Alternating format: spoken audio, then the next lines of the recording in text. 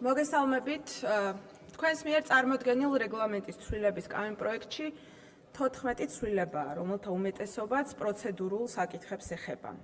წარმოდგენილი ცვლილებები რეალურად ბიუროკრატიის გამარტივებისკენ არის მიმართული, თუმცა ამ ტექნიკურ საკითხებშიც არის მნიშვნელოვანი საკითხები, რომლებიც კრიტიკულად მნიშვნელოვანია ჩვენი გუნდისთვის.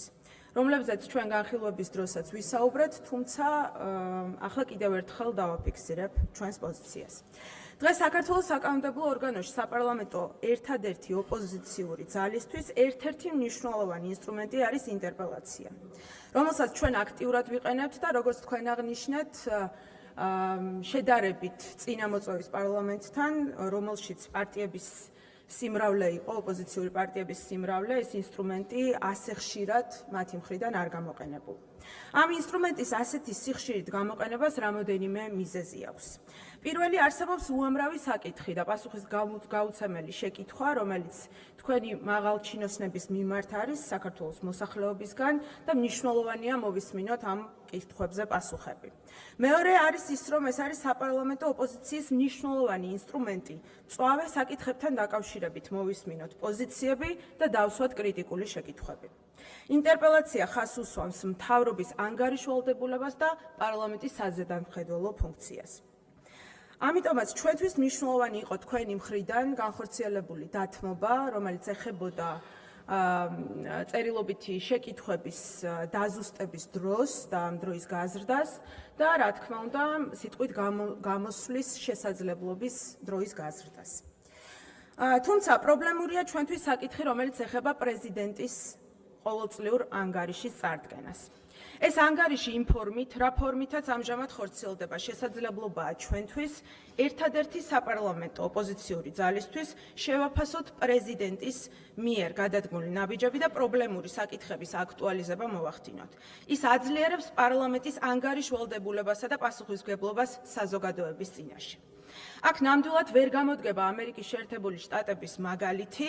თქვენ უნდა აცნობიერებდეთ, რომ ოცნების პირობებში ჩვენს ქვეყანას აქვს ძალიან ბევრი გამოწვევა, როგორც დემოკრატიის, ადამიანის უფლებების, თავისუფალი მართლმსაჯულებისა და ზოგადად სახელმწიფო ინსტიტუტების თავისუფლების მიმართულებით.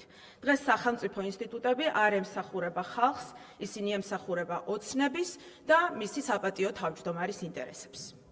მეორე საკითხი, რომელიც არანაკლებ მნიშვნელოვანია ჩვენი გუნდისთვის, საზოგადოებრივი მაუწყებლის სამეურვეო ბორდის წევრების არჩევის პროცედურა.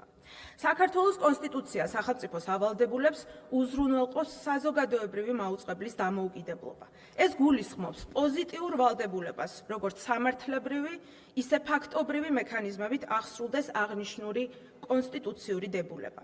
სწორედ ამ პრინციპიდან გამომდინარე, მაუწყებლობის შესახებ კანონით დადგინდა, რომ საზოგადოებრივი მაუწყებლის სამეურვეო საბჭო კონსტიტუციური ორგანოებისა და საპარლამენტო სუბიექტების ფრაქციების მიერ კომპლექტდება. კონსტიტუციისა და მოქმედი კანონმდებლობის მთავარი ამოცანა სამეურვეო საბჭოს წევრთა ნეიტრალიტეტისა და ობიექტურობის უზრუნველყოფაა.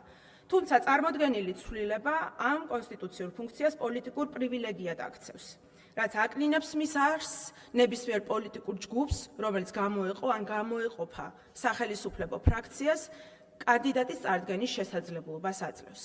საზოგადოებრივი მაუწყებელი, რომელიც საქართველოს მოსახლეობას ეკუთვნის და მიუკერძოებელი უნდა იყოს, ამ ცვლილებით ცალკეული პოლიტიკოსების პირად ინსტრუმენტად იქცევა.